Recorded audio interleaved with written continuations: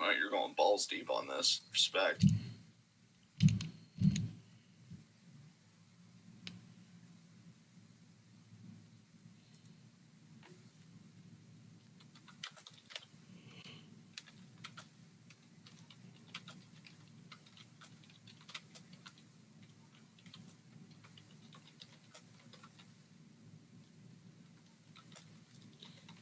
Ladies and gentlemen, welcome to your NXT Takeover War Games 2020 preview and predictions. Of course, we have got 5 matches lined up for this show, even though it felt like there very, very easily could have been more than that.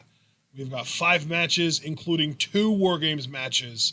It is a loaded ass show. I am very excited for most of it. John, how are you feeling about TakeOver 2020 War Games? You know, man, it's an interesting card how this is all fallen out. Really, and I just got to be truthful with my feelings. I think the worst built matchup on this was women's War Games. But even then, qualitatively, when you look at the performers, it should still be a great affair.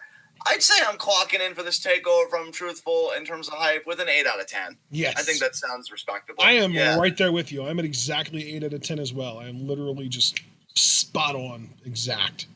This to me, and like, I don't mean to like downplay the 8 out of 10, but just to put like a feeling to that number, it's more like this is going to be solid wrestling for 2.5 hours that I'll enjoy, but for whatever reason, I don't feel like this is going to be like, oh my god, this is like show of the year or something. You know what I mean? Like, it's going to be a really cool 2.5 hours to spend with friends, and then you just go on to the next thing for your weekend. That's really the energy that I'm feeling here.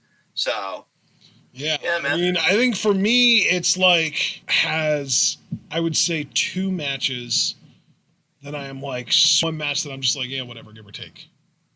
Yeah, I can definitely sympathize with that feeling. With that said, man, let's get right into the card.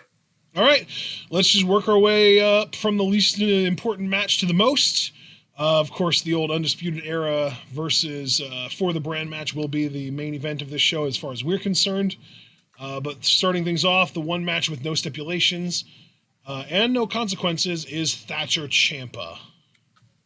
Yeah, I mean, if you're actually right about the card structure here, I mean, Thatcher's already proven that he can be a strong opener, because remember, it was only, might have even been the last takeover, or no, it was 2 takeovers ago probably, where he opened with Balor, on that takeover, and that was a really good match. So I'm expecting a really strong affair here. However, I can't help but feel like Ciampa's going to get the win. I feel like he could use a big win in a takeover because, I know he's come back and he's kind of been heel. I don't know if this is their way to get him back to being babyface, because I honestly don't really know what story they're trying to tell anymore. Yeah. But I'm just going to go with Ciampa for the win, even though I'd pop so big if that were to beat somebody the caliber of Ciampa. So how are you feeling, man? I think I'm going to go with Thatcher, actually. You could definitely call it more wishful thinking than anything, and realistically it probably is more wishful thinking than anything, but I like Thatcher. I like Ciampa as a wrestler, not necessarily as a person. As a wrestler, though, I really do like him as a performer. I do like both of these guys in that sense, but at the end of the day, I think Thatcher, because he feels more new, he feels more like a fresh act, and he hasn't ever really challenged for either one of the major singles titles. Whereas Ciampa is like a former everything, it feels like. I think I'm more ready for the new blood to kind of come in and make their way up to the top using Ciampa as a stepping stone than the other way around. You know what I mean? I mean, I'm certainly sympathetic to your sentiments. I hope you're right in this case. I don't know. I could see Ciampa again. No, you're definitely right to pick Ciampa. I'm not trying to say that I think Thatcher is the better pick. I think Ciampa might even be where the smart money is. Yeah. But yeah, I think it's time to get to our next match, though, which is Lumis Grimes, which is the match that I'm just like give or take on this, which is a shame because I really like both of these guys as performers. I'm just so sick of this storyline. Like, we get it. Lumis is scary. Grimes is a dumb caveman that can't get over his fear of Lumis's stare. Like, I'm so over this. I thought the Haunted House of Terror should have been the blow off. I don't think that they should have done anything more after that. But Lumis keeps haunting Grimes. Grimes keeps like coming back for more. And now we're doing a strap match, and I'm just like, oh, fuck. I do expect Lumis to win. You know what? No. finally, because like the Haunted House of Terror is like a Lumis type match, this kind of seems to favor Grimes because it's like that Southern redneck, bull rope type of thing, strap match. So I'm gonna actually go with Grimes to win this out of nowhere. And see, again, I honestly disagree with you. You used the term smart money earlier for the Ciampa Thatcher match. I think smart money's on Lumis here, only because he's already beaten Roderick Strong in a strap match. And so, that was like a proof of concept. I think they're going to make it where the strap match is kind of Lumis' signature match in a way. Yeah, that's fair. Because he was the one that introduced the step as well. If Grimes had introduced the step, I don't know. Maybe I'd be more, okay, so you had Lumis win the Haunted House, Grimes win the strap. And then, unfortunately, if that was the case, I would have to feel the feud would continue. But given that Lumis introduced the strap and he has a history of winning the match via, Roderick Strong, I think Lumis is an easy pick here. Isn't that so weird, though, that it's like they're using Lumis almost as a way to, bring people down? Normally when you have, a gatekeeper type, the goal is for people to be able to beat them to work their way up to main event level. Lumis seems like the opposite of that. Thatcher seems like a gatekeeper in the sense that, he's there to occupy people and to keep them below a certain point so that fans don't expect them to be in the main event picture. You know what I mean? Yeah, definitely. With Roderick, why would you have Roderick have this whole storyline where he's terrified of Lumis, and then you put him in this stip match and he loses to Lumis, and then you move Lumis on to the exact same type of feud with another mid-card guy? Yeah, it makes no sense to me. Yeah. And it's crazy, too, kayfabe-wise, because Lumis, won that feud, and yet Roderick is main eventing this takeover. So it's there's no upward mobility. You're right. You're technically right, which is the worst kind of right? Roderick is main eventing, but the story isn't about him at all. He's more main eventing because he's part of Undisputed Era, which is the real main eventer here. And if you really wanted to be specific, I guess you could say it's like Cole McAfee, but it really is Undisputed Era as an entity, which is what's been targeted, and that's where Roderick on the periphery is main eventing. But it's more just my point where, even if you wanted to use that argument, which I would happily concede that to you, Roderick's a part of a faction that is NXT, for better or for worse, depending on who you ask. And he won a feud against a member of that faction, and he's still doing this bullshit. That I think is, the crux of my whole thing. Right. I don't know. But yeah, I just see it as Lumis personally. And it's funny because this is a strap match in NXT. You would remember this because you remember the Lumis Roderick strap match. Is this literally just a regular old wrestling match where it's just no DQ and you can use the strap? Or is this the fucking JBL Eddie match where you have to hit all four corners? No, this is a standard match because Roderick Lumis was. And I will say this, given that it's funny that this is the next matchup we're going to talk about, since I do have Lumis winning, I really do hope that the North American Championship is his next thing because he never got to be in the ladder match. I'd like them to get Lumis, in that title picture. So that's what? Just a reminder, because you reminded me that Lumis never got that shot and that he's probably due for it, I'm going to change my pick here and I'm going to pick Lumis to win. All right, let's get to our North American Championship match. Yeah, North American title, Leon Ruff, Johnny Gargano, Damian Priest. I'm expecting Priest to walk away with the title here. Yeah, you know what's funny? Originally, before the go-home show, if you would have asked me, I would have said that Ruff's going to retain. Because I would have felt like it'd be Gargano and Priest taking each other out, and then Ruff gets another fluky win, probably pinning Gargano because he's been talking the most shit, right?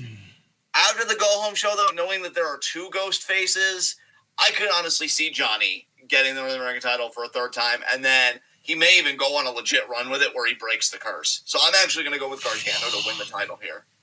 Dude, I feel like this takeover is really up in the air for those three matches, really. Because you and I already disagreed on the first match. Lumis Grimes, I think, is probably the one that I'm most confident in since I switched my pick over to Lumis.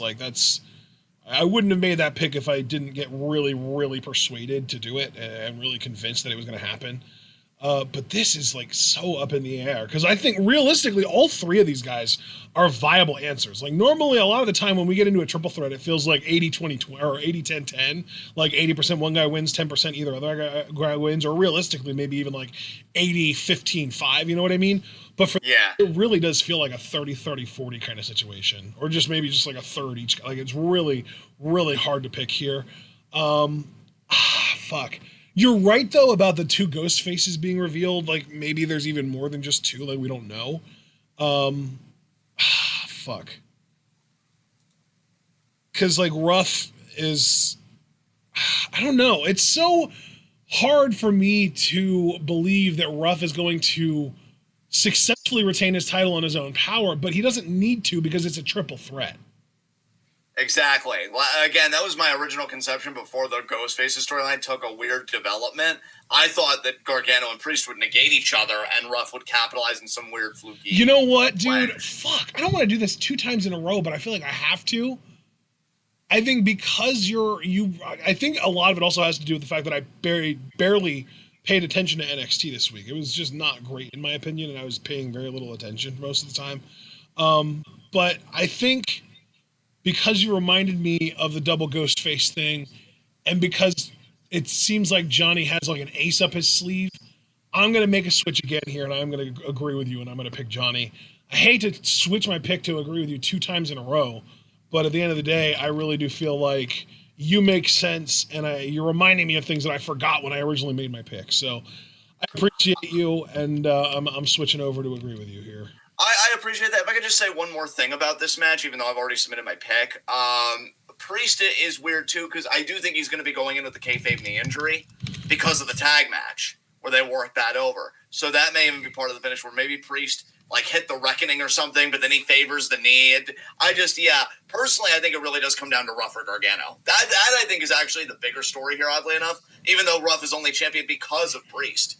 I feel like Priest having that knee injury is going to take him out. So really, I think best bets are Ruff or Gargano. And we're just thinking. We're thinking. Can you repeat that last line?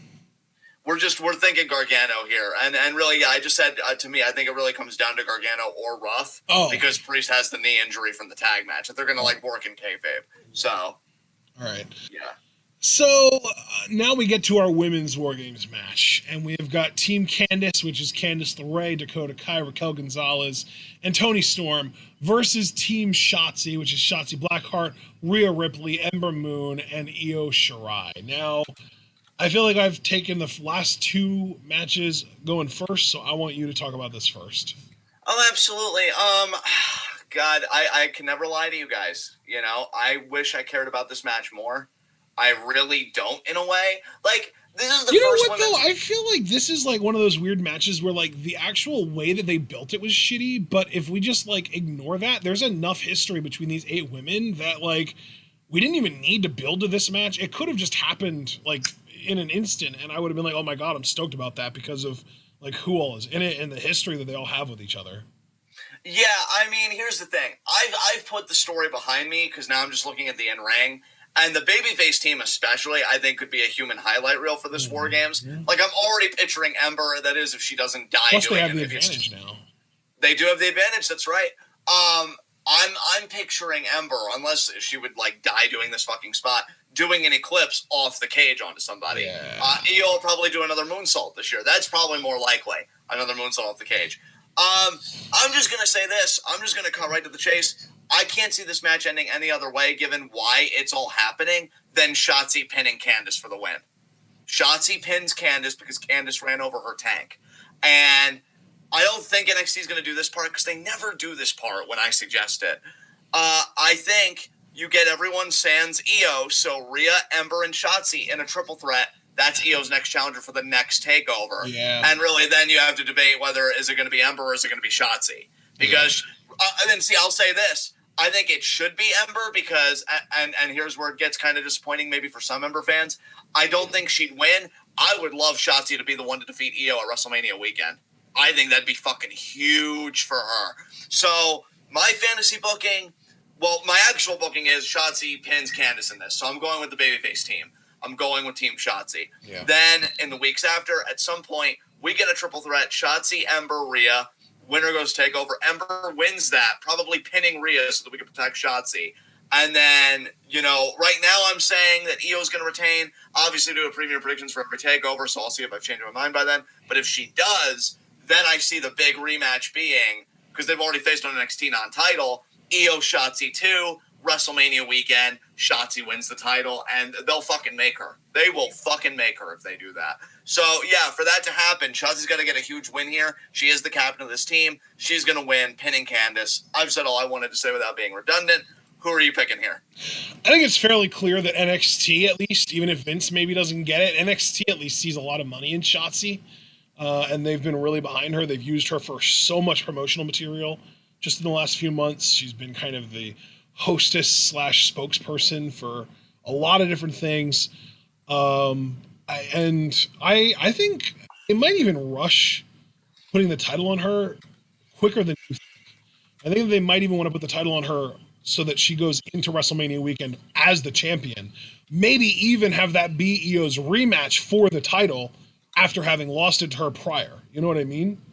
Yeah, that could be, man. That could be. I also, to be fair, just so that I'm not being wholly dismissive of the heel team, I actually do find Craig's prediction a bit fascinating, where, like, fucking Toni pins Io because, you know, she has been gunning for that women's championship. Yeah, fuck. I mean, am I being too dismissive of the heel team? I think it is a question I should be asking. I think your logic, though, of Shotzi hasn't had an ounce of revenge since Candice has run over her tank. I think that's fair.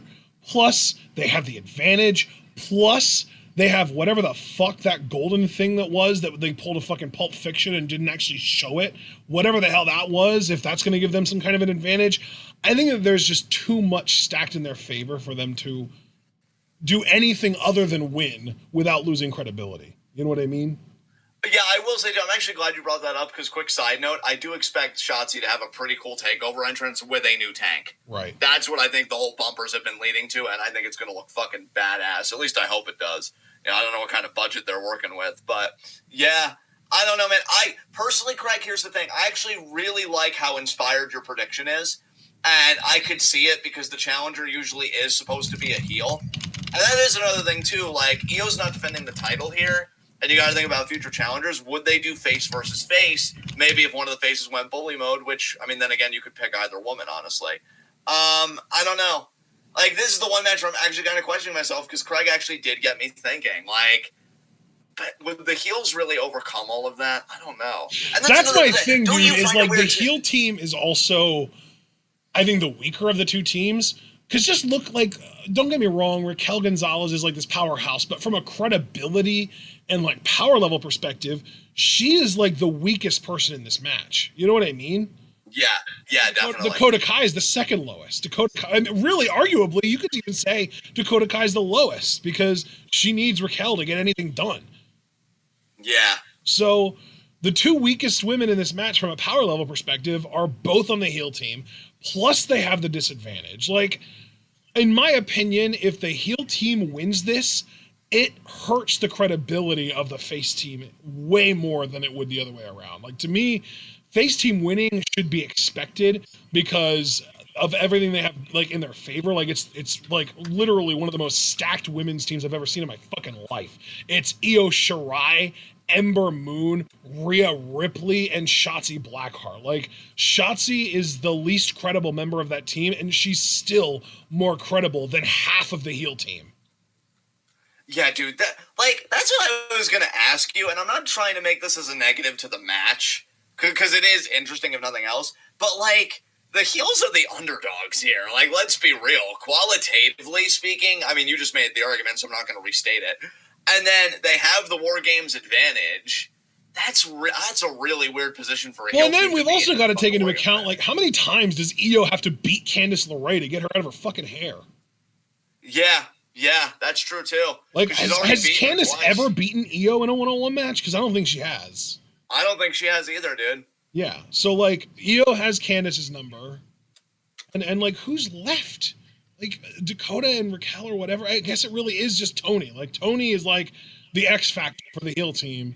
But, like, she's lost the element of surprise. You know, like, it legitimately, I feel like the heel team would have had more of a shot if Toni was on the face team going into War Games, because I would have predicted a Toni Storm heel turn during the match, just like last year with Dakota. Yeah, man. Dude, I'm telling you, the only chance that the heel team has here is if somebody on the face team turns. And do we see that happening? You know, because I think Craig even suggested Rhea because she is the least going on for her at present. And I almost was wonder that Craig? I thought that was someone else that suggested that. Was Yeah, it? It was Javaris. It was Javaris. Oh, it was Javaris. It was Javaris. I apologize, Javaris. Yeah, to give proper credit, Javaris had that idea, and Rhea's really got nothing going on for her. And I think her peak was when she was heel, and she made fun of Tegan Knox. Tegan Knox with the whole knee. Well, just her everything. Yeah. I guess one of us, more likely me than you, because I feel like if you would have done it, I would have noticed. Said something about Candice beating Candice or something like that. Well, Craig made the decision of Candice pinning Io potentially to set up a future title match. Yeah. Excuse me, not Candice, Io. Fucking Toni. Toni Io. I apologize. Toni Io. Which, yeah. And Javaris following up, kind of substantiating Craig's argument, saying Io has beaten every member in the heel team except Toni. Yeah, well, that's because Toni literally just turned heel. You can't really beat someone that's a heel if they haven't turned heel until, just recently. But I think Javaris is more saying, because, Toni did beat Io in the Mae Young Classic. I don't think Io's ever gotten that win back. So yeah, that's true. They could tell the story maybe. No, yeah, see, I feel like the more and more we talk, the more steadfast I get wanting to pick the face team to win.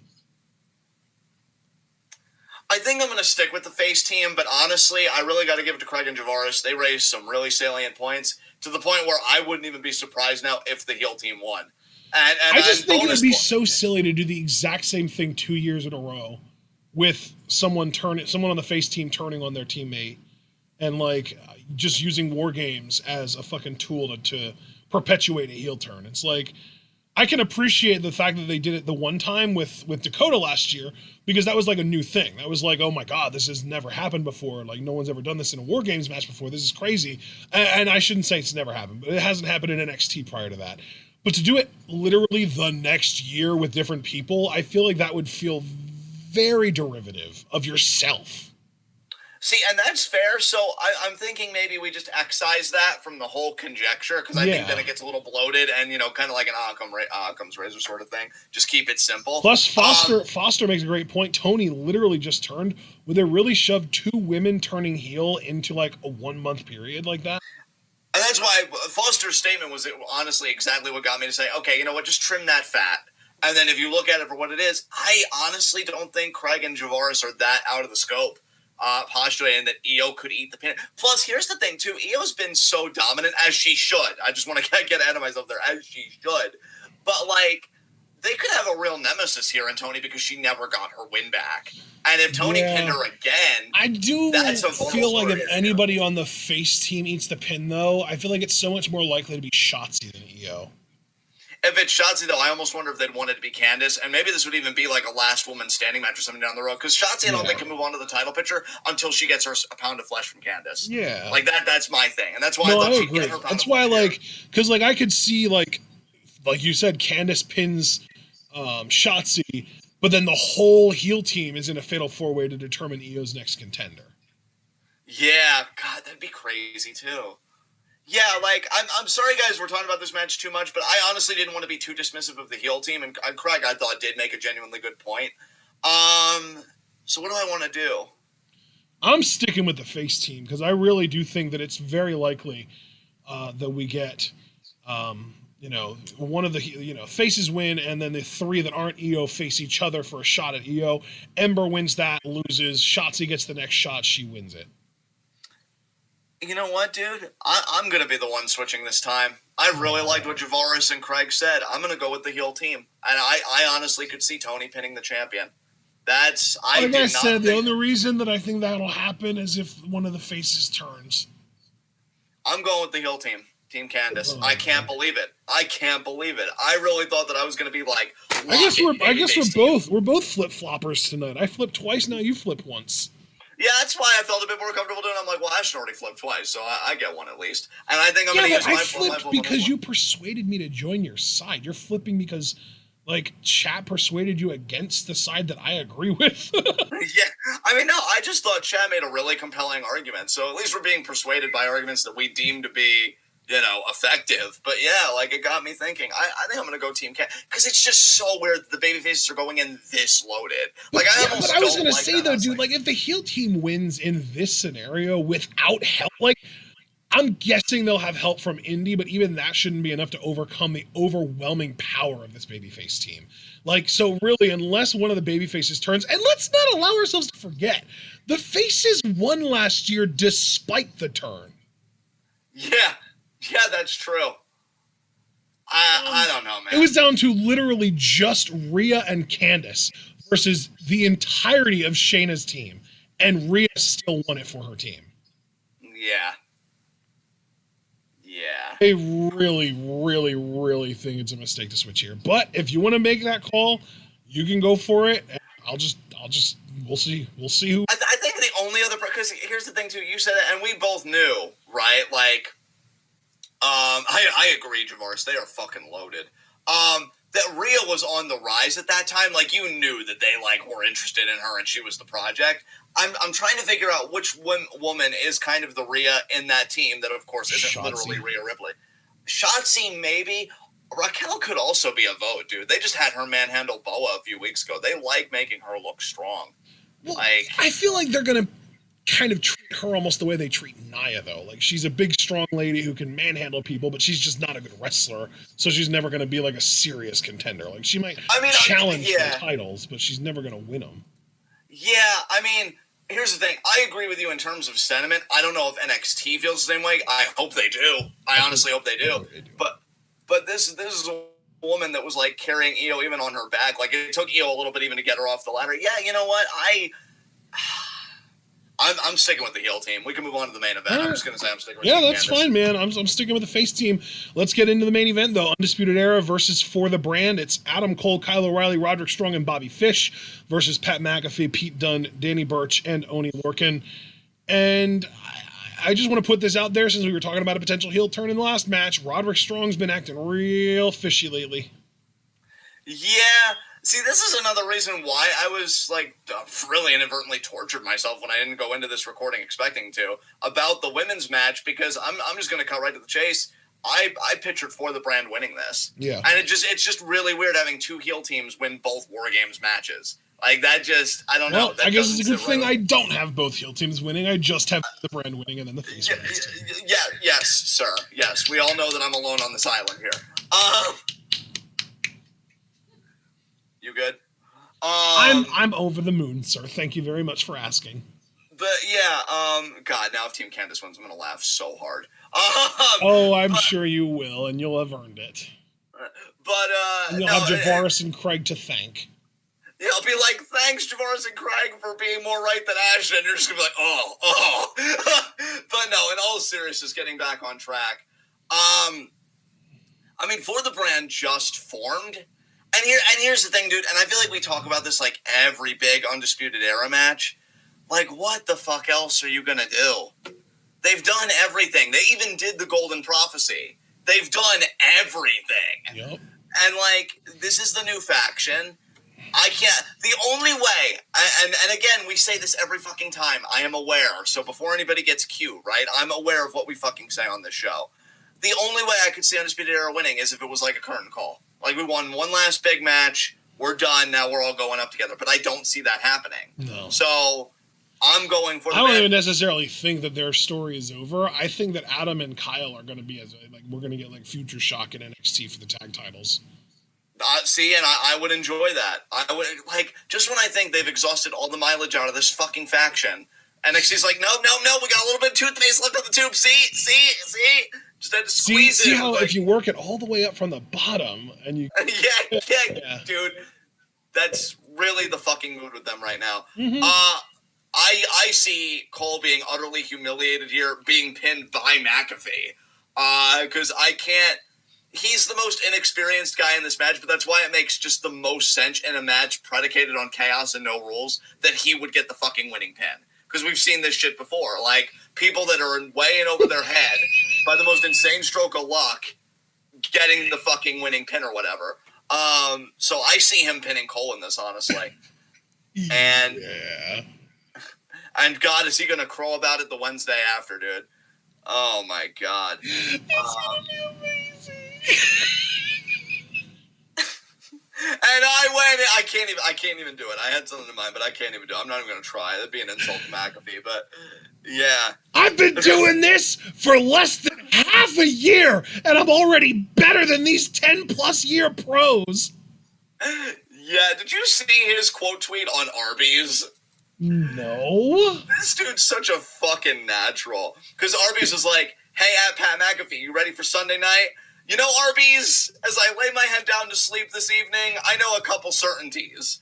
I'll have dreams of your 13-hour slow roasted brisket. And I also know Pete Dunne, Oney, Lorcan, and Danny Burch and I are going to beat the absolute dog shit out of you tomorrow at War Games. So good at this. Holy shit. Dude, by the way, speaking of social media stuff, did you see Punk put McAfee hella over? Yeah, he did, but he also buried everybody the fuck else. Fuck CM Punk. Yeah. Man, how times have changed, huh? Yeah, but I still, I didn't like him burying everybody else, but, like, it really does say how great McAfee is when Punk goes out of his way to talk about wrestling to do it to give McAfee praise. Like, the dude's he's so good. Yeah. But yeah, I mean, so here's what I haven't addressed, though, is your theory that a member of Undisputed Era is turning heel. And, I mean, yeah, I personally, very early on in this feud, thought it would be Strong and Fish. Because even when Cole and O'Reilly were being more babyface, they were still being heels because they were working with fucking Killian Dane and Drake Maverick. Ugh. Ooh, I really like Javaris's theory here of Pete Dunne challenging Balor for the NXT title, losing, but then Cross making his return after that match. Yeah, it's really weird not having Finn on this show, but I'm chalking it up to they still want to like have him heel and bad rest and all that. Exactly. I think Finn versus Dunne could be a very physical matchup. I agree. Honestly, Javaris, Craig Skiff said, I cannot wait for the Pat McAfee show on YouTube this Wednesday. When did they start uploading NXT to YouTube? Yeah. Oh, wow. Oh, you see what I did there? It took me a second, but when I did, holy fuck. Honestly, Javaris, here's the funny thing. I like your idea, and I'm co-signing. I even thought, would NXT want to do fucking McAfee versus Finn? Like, that's God. I think it's way more likely we'll get, like, McAfee versus Gargano or McAfee versus Ruff. Oh, my God. Or McAfee versus Priest. Any, like, North American title feels much more realistic for McAfee. But here's the thing, dude. He's such a Chad. But honestly, though, dude, I don't think McAfee is necessarily interested in championships right now. I think he wants his revenge on Adam Cole. I think he wants maybe his boys to win gold. Like, he probably wants Dunne to win a world title or at least the North American title. And he wants to keep the tag titles on Lorcan and Burch as long as he can. I don't know if he really has inspiration or aspirations to win a title, though, himself. That's fair. That's fair. It's just a thought that I've had that, they might get McAfee in that picture, which I would find very interesting. So yeah, but again, I really do like Javaris' idea of it being Pete Dunne. I think it makes a lot of sense. Yeah, he's like the fucking enforcer for the brand.